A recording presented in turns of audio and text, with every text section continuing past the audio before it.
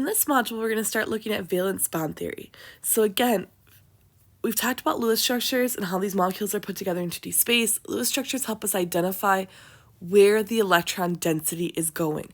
Where are the electrons going? Where are the bonds being formed? Remember, it's the electrons combining and being shared between atoms that's forming those covalent bonds.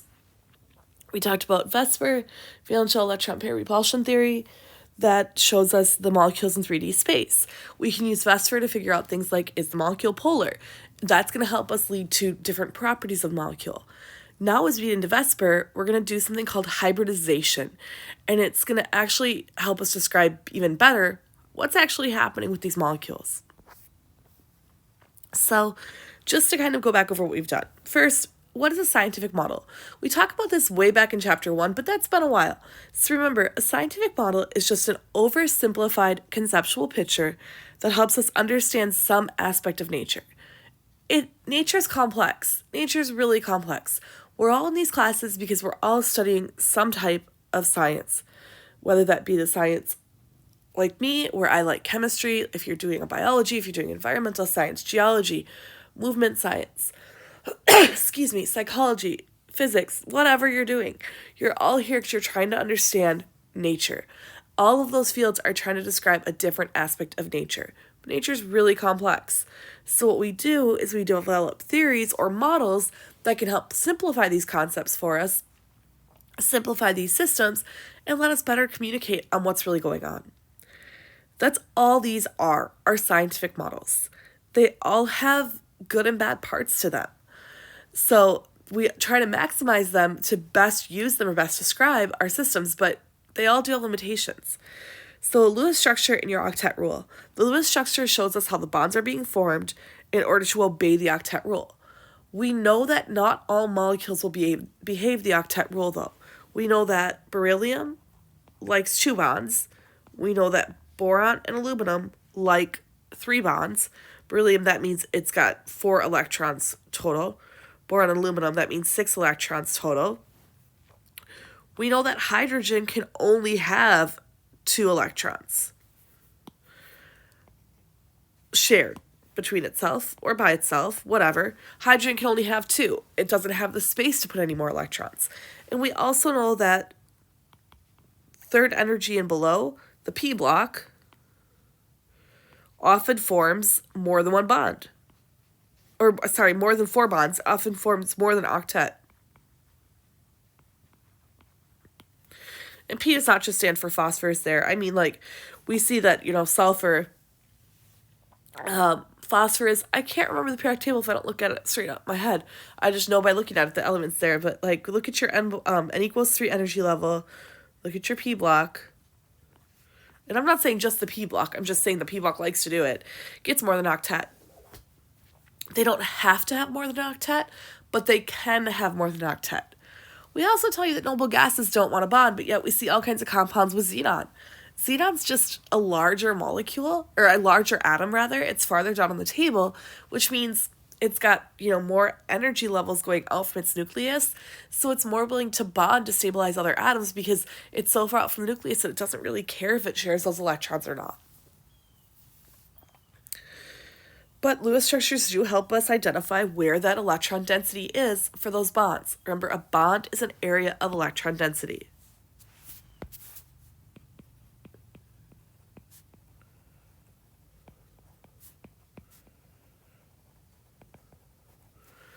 Electron density being what's holding those atoms together. VSEPR is our 3D shape. We're going to use VSEPR to predict the geometry of a compound.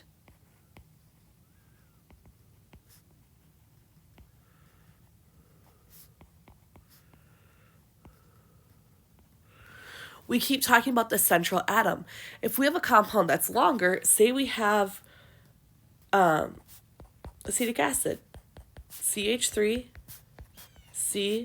COOH, we could talk about the geometry of this carbon, this oxygen, truthfully, even this oxygen. The hydrogens all just have 1 bond, so they're not as exciting to talk about. Vesper is going to talk about one at a time. It's going to talk about the angles and the bonds and the geometry of each individual atom.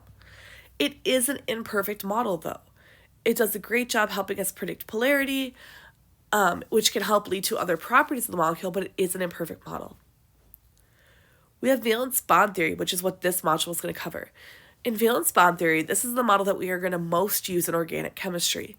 So if you're going on for organic, you're going to see this a lot. If you're not going on for organic, you still do need to understand it, because we're going to see how Vesper isn't perfect. Valence bond theory is going to help correct for that. We're going to use terms like sp3, sp2, sp. We're going to talk about sigma and pi bonds and orbital overlap. And in the next video, which will be the last video for the chapter, we're going to talk about molecular orbital theory. In molecular orbital theory, electrons are distributed in a set of molecular orbitals. It's a linear combination of atomic orbitals.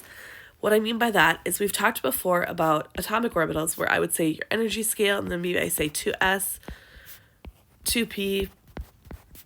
For example, this would be carbon. That's an atomic orbital. Molecular orbital would be if I combine two of these to make a molecule. Like what if I did it for carbon and oxygen? And I had oxygen over here. And I combine the two and see what really happens for the overall molecule. We'll do that in the other video, though. And it just basically describes the distribution of electrons in the molecules themselves. Okay, so valence bond theory and hybridization. The main idea behind valence bond theory is that bonds are going to form when singly occupied atomic orbitals overlap. So when I look at two hydrogen atoms, we initially in this class, we would have written, H plus H giving me H2. Two hydrogens combined to give me H2. Once we learn Lewis structures, we would have said H plus H combines to give me this. But I want you to think about hydrogen. Hydrogen has an electron configuration of 1s1. We know what these orbitals look like. So an s orbital is a sphere. A p orbital is a dumbbell shape. We have 3 of them. So 3 axes.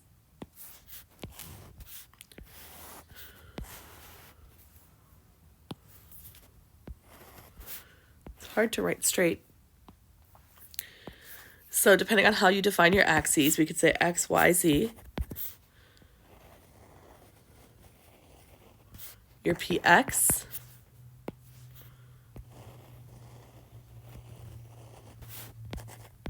PZ.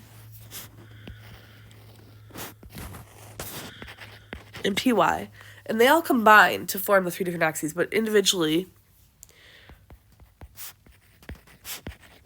we have your d orbitals and your f orbitals. F orbitals I cannot draw, so you do not have to draw. But d orbitals, we have a few different ones, depending on your axes.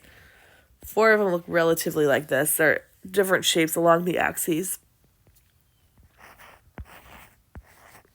If we change the axes, we can find 2 more that look very similar to that, but they are different because they're on different axes. And then we have your DZ centered on your axis. But we know that the orbitals look like this, okay? What's happening is these orbitals are overlapping. So like what we predict is happening would be this like overlap here. This overlap forming the bond. For hydrogen, I have 2 1s orbitals, which is what's drawn here. They each have an electron in them, and they're going to overlap.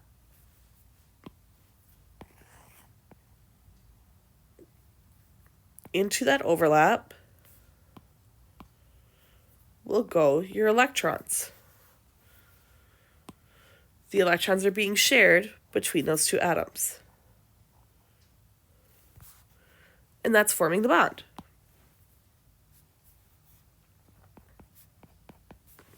So I've got an s orbital, overlap, and it forms a covalent bond in H2. So I've overlapped those bonds, singly occupied atomic orbitals have overlapped, and now I have a bond. What about for, sorry, I'm moving the screen so much. What about for hydrogen fluoride, HF? We see the same type of thing. We've got hydrogen with its singly occupied orbital. So remember, hydrogen is 1s1. Fluorine is 2s2. So 2s2 is full. It's not going to bond. And 2p5. If I look at that, the 2s is going to not be involved in this. It's the 2p that's going to be involved because I've got 1, 2, 3, 4, 5. I've got one orbital that can bond. One 2p orbital that can actually bond. So I'm going to have that hydrogen, and I'm going to have a p orbital from my F, and these two are going to overlap.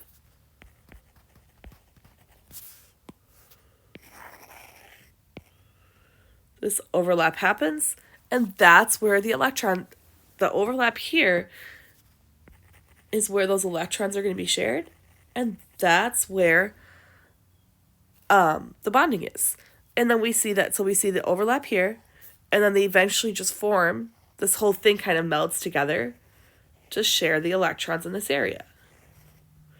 This piece here is the other half of the p orbital from F, and there's a node in between, so electron density cannot exist in this node.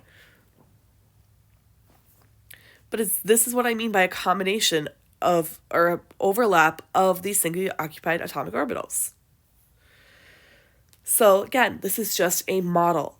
The valence bond model, or valence bond theory, tells us that bonds form when singly occupied atomic orbitals overlap.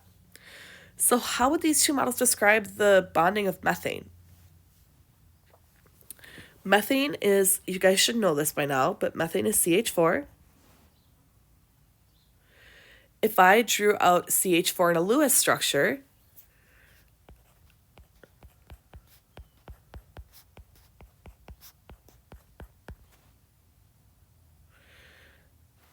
and if I drew out Vesper, this is tetrahedral. It's got 4 areas of electron density.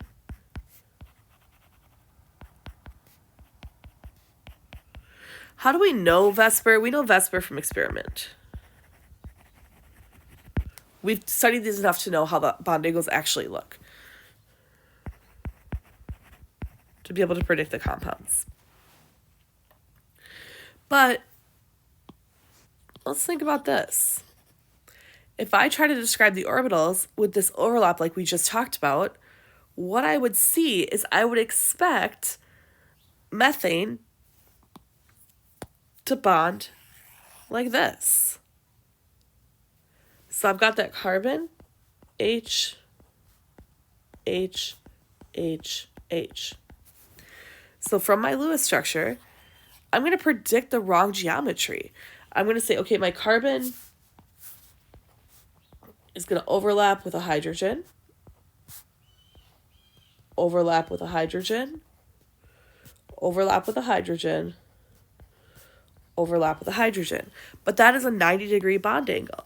And we know that carbon doesn't do that. We know by observed reality or experimentation that CH4 forms bond angles that are 109.5 degrees, not 90 degrees. And so we know that something else is going on here. Unhybridized carbon orbitals, so the original orbitals, predict the wrong geometry. Instead, what we do is something called hybridization. It's a mixing of different types of orbitals to make a new set of degenerate orbitals. We call these sp, sp2, sp3, sp3d, sp3d2. These are the ones you're responsible for. What do I mean by mixing? It's kind of weird to think about, but basically if you look at your atomic orbitals, we'll talk about carbon 2s and 2p, so it's valence electrons. We've got 2s with 2 electrons and 2p with 3 electrons, or with 2 electrons, I apologize.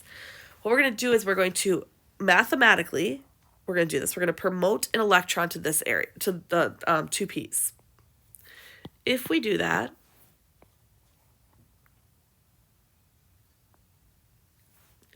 now I've got this electron sitting up here. Now we're going to mix these electrons up, which is called hybridization. So we're going to hybridize these orbitals. When I hybridize these orbitals, what gets created is sp3. It's 1, 2, 3, 4. So I'm hybridizing this whole thing. I'm mixing all of these up. I get 4 new orbitals. I'm trying to figure out where to write this. 4 degenerate, which means equal in energy.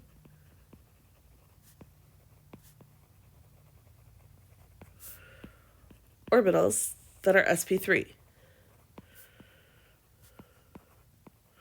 This allows me to have this geometry. And I understand this is confusing. I understand students don't really get the math. You don't have to get the math.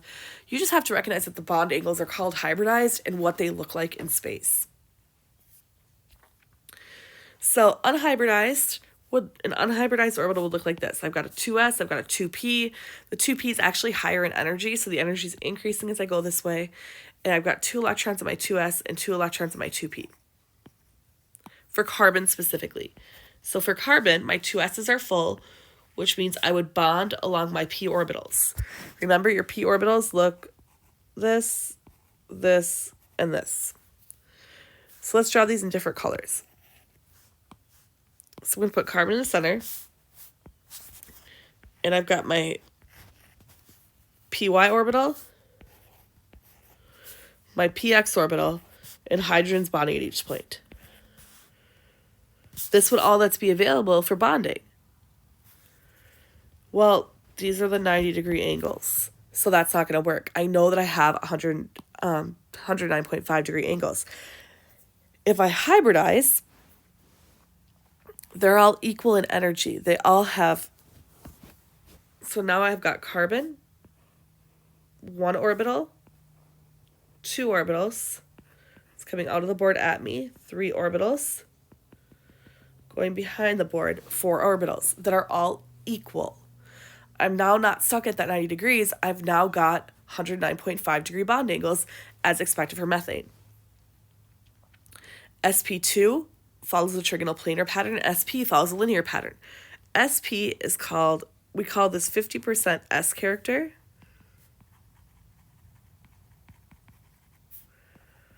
And 50% P character. sp2, 33% S character.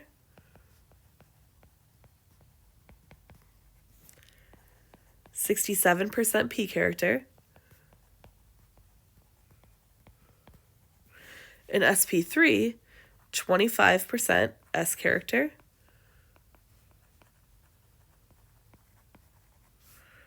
75% P character. And now that, the character thing, that comes back more in organic chemistry. But if you see something like this, we see a linear molecule. We see an atom in the center, and it's linear like this. This is called sp. The way I think about it personally is I've got 2 areas of electron density, and I've got an S and a P. S can only form 1 bond, P can form up to 3. If you have, so linear, if you have trigonal planar,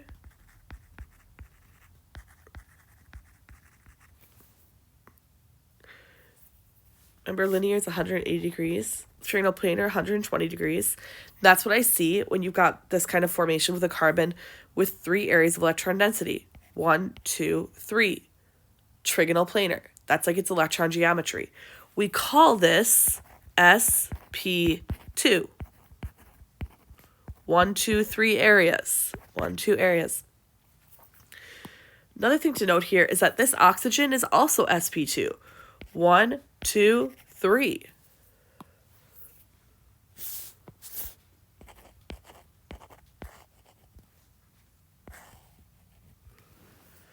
And the carbon on the bottom,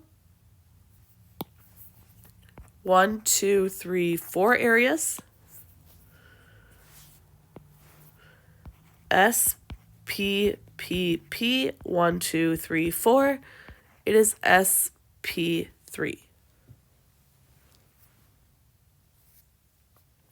So, hybridization.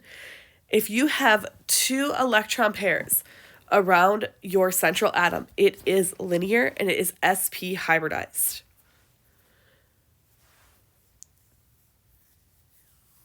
If you have 3 areas, it is trigonal planar. It's sp2. The examples listed here are mostly carbon. That's just because, carbon is used so much on hybridization because we talk about it so much in organic chemistry. It doesn't have to be carbon.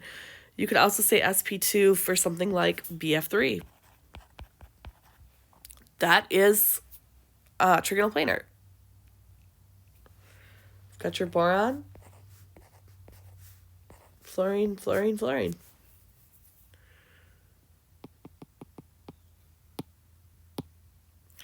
Tetrahedral, if you have any tetrahedral compound, it is sp3. Again, doesn't have to be carbon-based. It's just those are the ones I think of right away.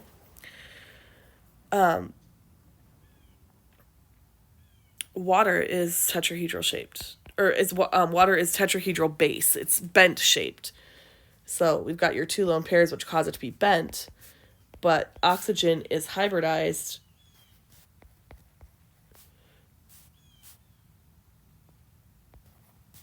in a fashion that is sp3. So lone pair, lone pair, lone pair, lone pair. It's sp3 hybridized. Trigonal bipyramidal, if you have 5 areas of electron density. 5, you've got S, 1, 2, 3 P's, and a D. 1, 2, 3, 4, 5 areas. We can only have 1 s orbital. We have 3 different p orbitals. Now we're into our d's. If we have octahedral, s, 1, 2, 3 p's, and 2 d's. 1, 2, 3, 4, 5, 6 areas of electron density. So these lead into the type of bond we have. We can have sigma bonds, we can have pi bonds. A sigma bond is a single bond along an internuclear axis.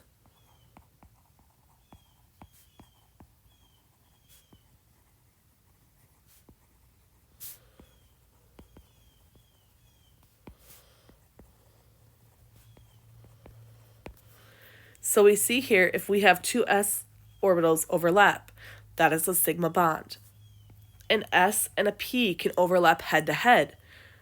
We call this a sigma bond.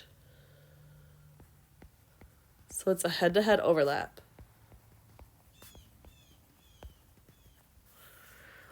Two p bonds can overlap head to head. We see other p bonds and sp. We can have hybridized bonds overlapping as well. We can have PD head-to-head overlap, DD head-to-head overlap, DD head-to-head overlap. All of these are called sigma bonds. A sigma bond is the strongest.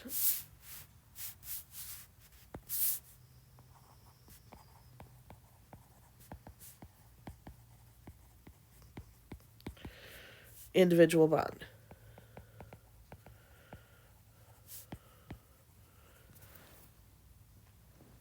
We also have pi bonds, or pi bonding. Pi bond is a side-to-side overlap.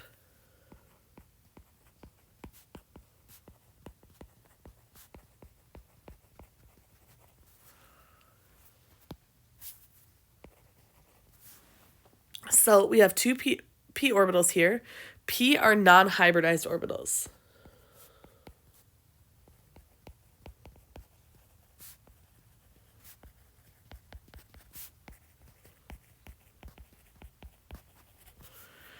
And they're going to overlap here. They overlap above and below your inner nuclear axis.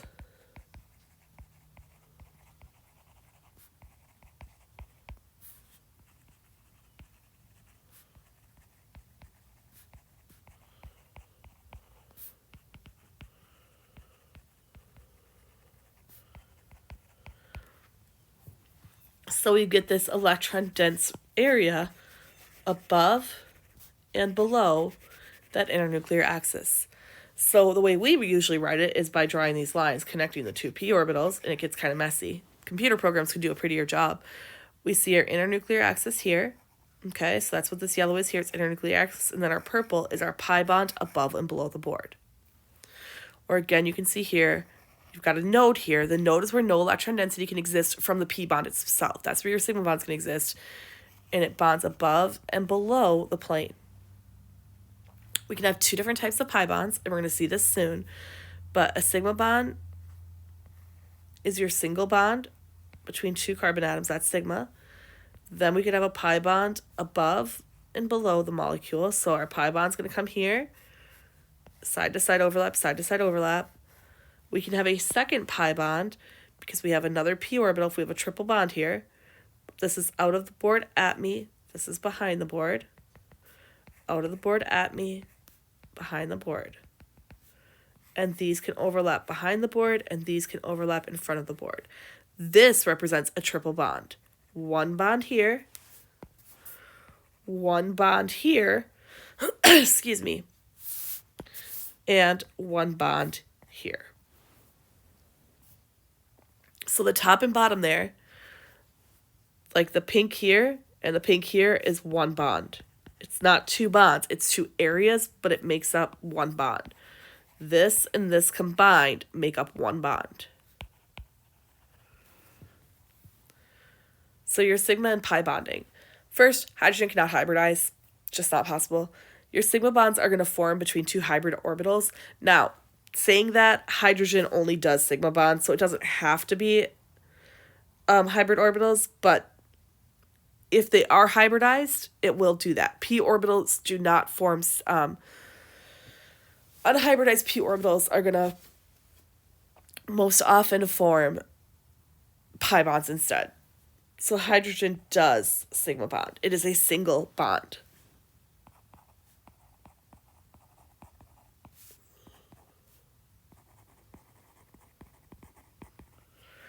Pi bonds form between unhybridized orbitals that are parallel.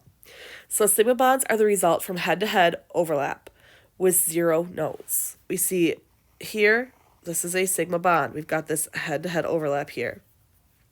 Here, sigma bond. We've got this head-to-head overlap here. Our pi bond is this side-to-side overlap. And it overlaps above and below that internuclear axis, which is their node, where the p bond cannot have electron density. So pi bonds result from side-to-side overlap with one node present. The overlap is stronger in sigma bonds. This head-to-head overlap is stronger than in pi bonds. Experimentally, sigma bonds have a larger or more negative bond energy than pi bonds, meaning it takes more energy to break apart a sigma bond than it does a pi bond, which should make sense. I want you to think about, if you put two things head-to-head, they can have a really strong overlap right here. If I put two things side-to-side, it's just not, it's hard to pull those two things apart. Another thing to note is if you look at a molecule, a hybridized molecule, if it has one bond, it is a sigma bond. So like a carbon-carbon sigma bond is a sigma bond. If you have two bonds, meaning in the same area, it is one sigma bond and one pi bond. Let's draw some different colors so we can specify. So if I have carbon-carbon, I have a sigma bond and I have a pi bond.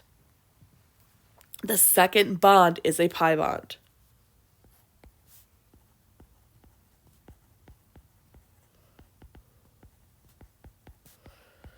First bond formed is your sigma bond. If you have three bonds, you have one sigma bond and two pi bonds.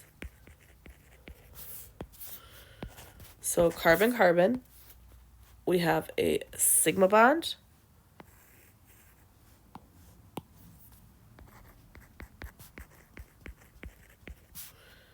and 2 pi bonds. Remember, sigma bond form is first. So sigma is your first bond. So if you see a triple bond somewhere, that is a sigma bond and 2 pi bonds. So here's what sp hybridized look like. The way I would draw this is to be like acetylene here. I would draw, because I can't make it look that pretty. Computers are great. I would draw carbon, sp hybridized, attaching to another carbon that is sp hybridized. This is my sigma bond.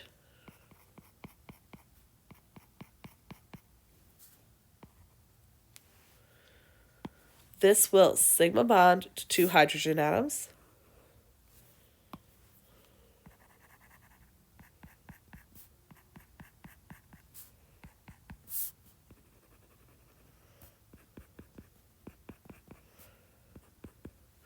But I also have 2 pi bonds present. 1 pi bond is above and below the plane of the molecule. And so this will overlap side to side. I draw this like this to represent the side to side.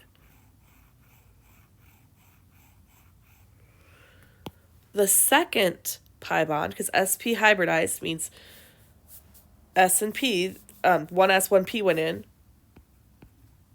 which means I still have 2 p orbitals unhybridized.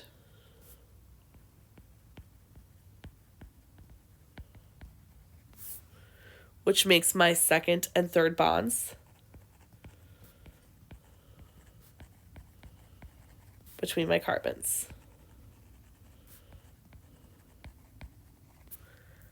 My other p orbital is coming out of the board at me and going behind the board. Out of the board at me and behind the board. And that is also overlapping. So that's being represented over here. So this purple, my sigma bond. As a reminder, the green is a pi bond. The purple is also a pi bond. And you've got to have the top and bottom to be able to, the top and bottom go together. So the top purple with the bottom purple make up a pi bond. You can't just have one part of it.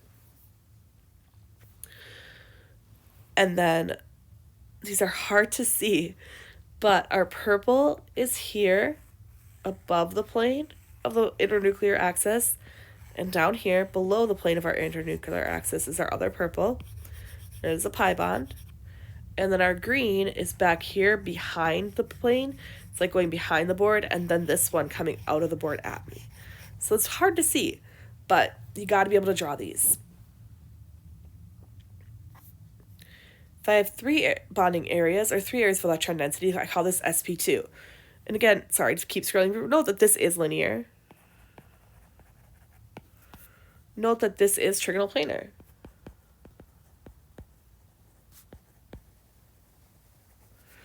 So here I've got your carbon, and it's sp2 hybridized. It's actually bonding with an oxygen, which is also sp2 hybridized. If I was to write these out, I would write out the carbon.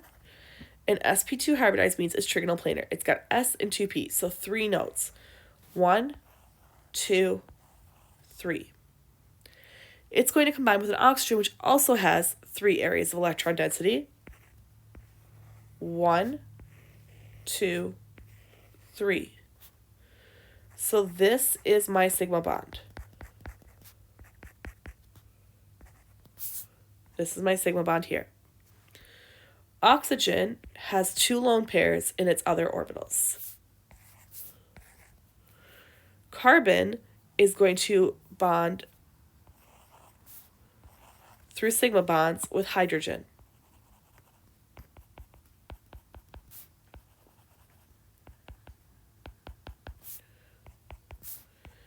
But I have a double bond here. So I have S, P, and P went into making my hybridization. I have 1 unhybridized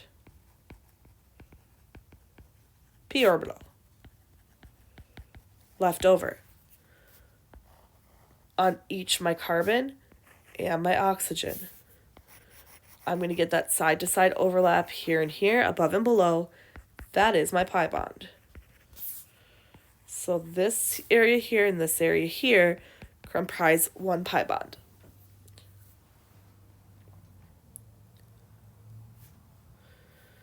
And 4, 5, and 6 bonding regions. So 4 is sp3, it's tetrahedral. You guys could be able to draw all of these. They're not, you are going to be responsible for driving SP, SP2, or SP3, but SP4, SP3D, and SP3D2, you guys could also draw. You guys have seen this before. But so like SP3, carbon, has 4 equivalent orbitals now that are all going to sigma bond.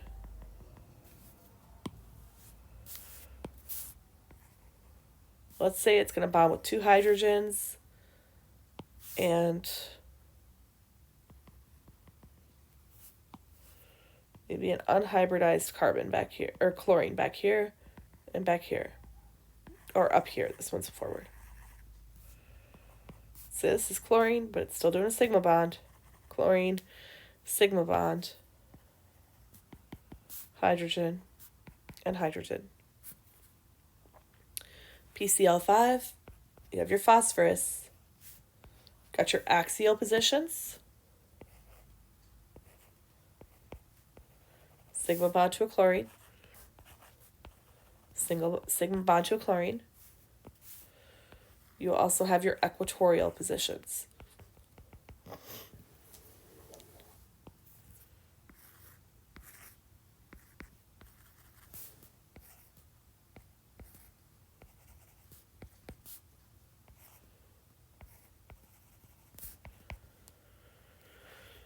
Remember, axial, equatorial. Remember, axial are 180 apart, but only 90 to your equatorial. Equatorial are 120 degrees apart. And if you have a lone pair, it goes equatorial.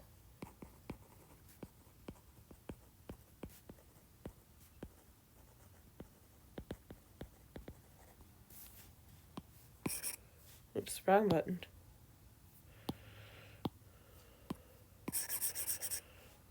And then sp3d2 would be anything that's octahedral, so like SF6. So your sulfur would have 1, 2, 3, 4, 5, 6 areas of electron density, and then that would be hybridized that way. So they're all equivalent orbitals. So let's work an example. Predict the hybridization and bonding scheme for CH3CHO. So CH3CHO, the first thing you need to recognize is the way that the formula is written tells me the way it's bonded. If you have hydrogens following an element, it means the hydrogens go to that element.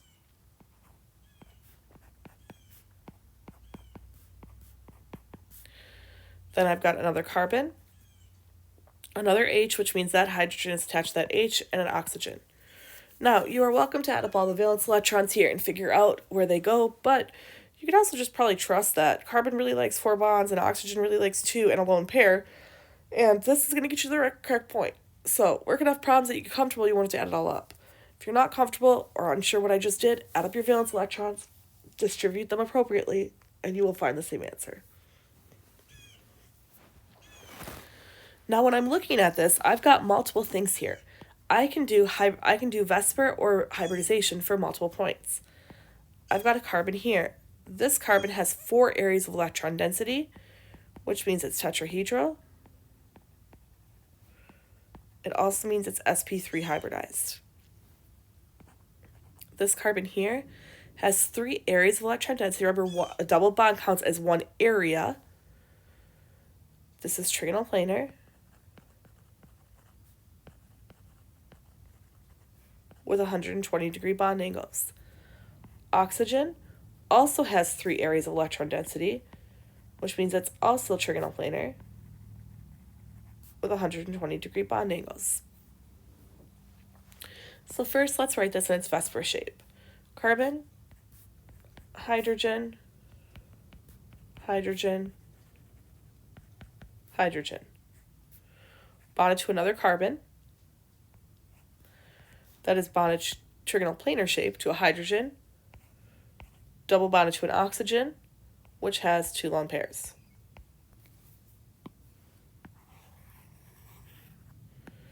So I've got my Lewis structure down.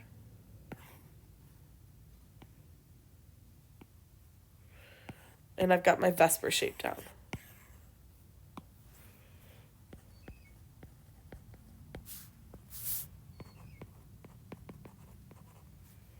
Now let's go ahead. I've done everything the question technically said. I predicted it. Let's go ahead and draw the hybridization. Just for practice. My first carbon is sp3 hybridized.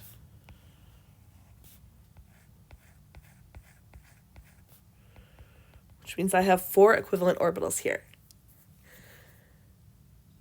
It is bonded to 2 hydrogens. Or 3 hydrogens. I knew I was missing something.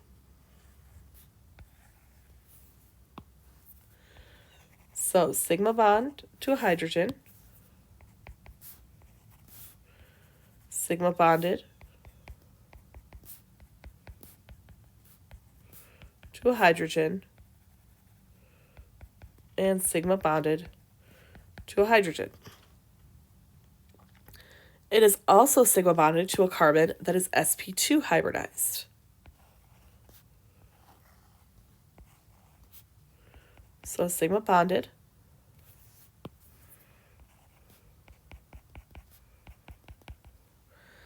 that carbon is sigma bonded, this one that's sp2 is sigma bonded to a hydrogen.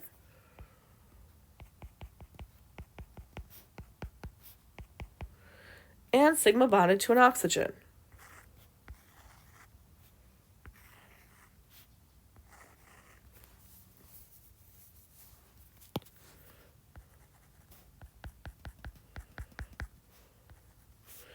So oxygen has 2 lone pairs in its other 2 sp orbitals. The last thing we have, though, is that carbon-oxygen is double bonded through a pi bond. Pi bond above and below, and side-to-side overlap. So hard to see, hard to draw, but this means I can see it, and these are your pi bond. This is the other half of the pi bond. I can see that your carbon is sp3 hybridized with 4 sigma bonds.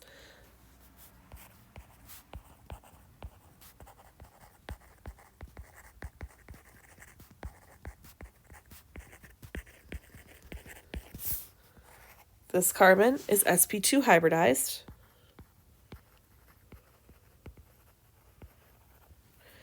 with 3 sigma bonds and 1 pi bond. And my oxygen is sp2 hybridized with 1 sigma bond, 2 lone pairs, and 1 pi bond. Bond rotation. So orbitals forming the s bond point along the internuclear axis. The rotation around that bond does not require breaking the interaction between the orbitals. I'll show you what this means in a picture in just a sec. Orbitals forming the pi bond are, so we call s bond a sigma bond, and p bonds are pi bonds. Pi bonds interact above and below the internuclear axis. The rotation around the axis would require the breaking of the interaction between the orbitals. What does this mean?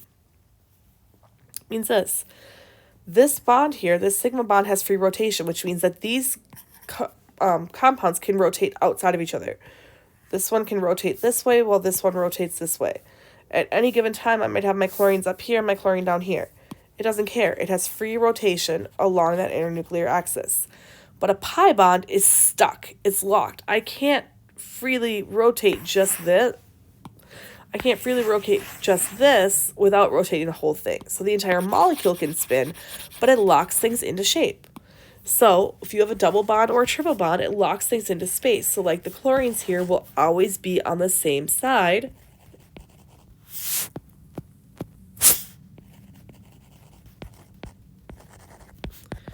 Which is called cis. If I had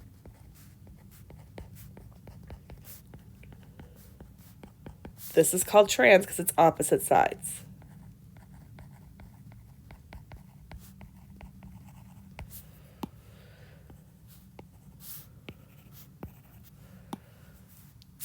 This is polar. This is nonpolar.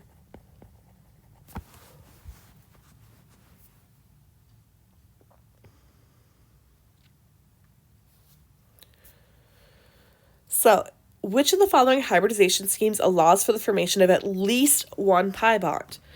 sp3 is when you've got carbon with 4 individual sigma bonds. It's tetrahedral in shape. No pi bonds. sp2 is when you've got a trigonal planar shape. And now some molecules want to be trigonal planar, like an aluminum or a boron.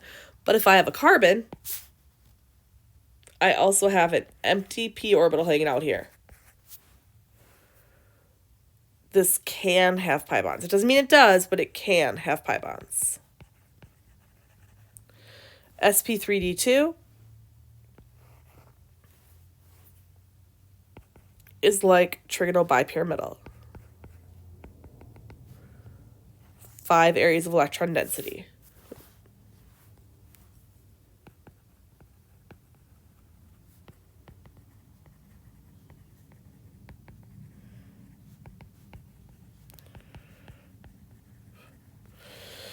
So, it's not all, it's not none, it's not A, it's not B. Or, sorry, it's not A, it's not C. It is B. And bonds. Single bonds, double bonds, and triple bonds. So we talked about, and I don't have the exact values in front of me right now, because I'm not sure where I set my notes, but when I talked about how a single bond is the longest and weakest, double is the middle, and triple is the strongest. Actually, hold on, I think I do need these values. One sec. I think they're in here. So be patient with me while I look for these values quick, because I think it actually helps explain what I'm trying to say here.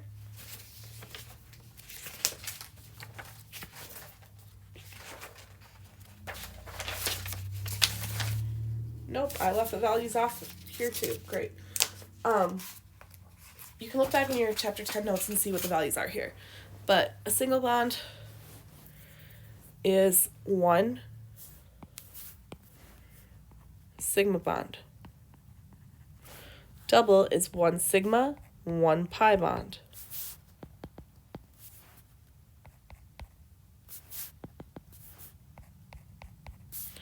Triple is 1 sigma and 2 pi. Now, single is the longest and weakest. Double in the middle, and the triple is the strongest and shortest. But it's not a linear pattern here. So a CC double bond is not twice as strong as a CC single bond, but that's because according to valence bond theory, a double bond is composed of 2 types of bonds, sigma and pi. The double bond is sharing the sigma bond, which is the strongest,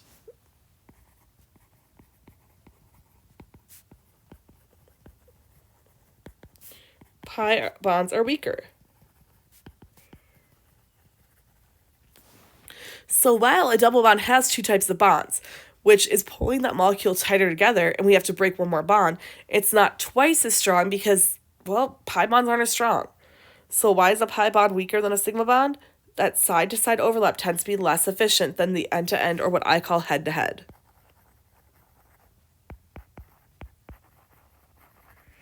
Overlap that we find from sigma bonds.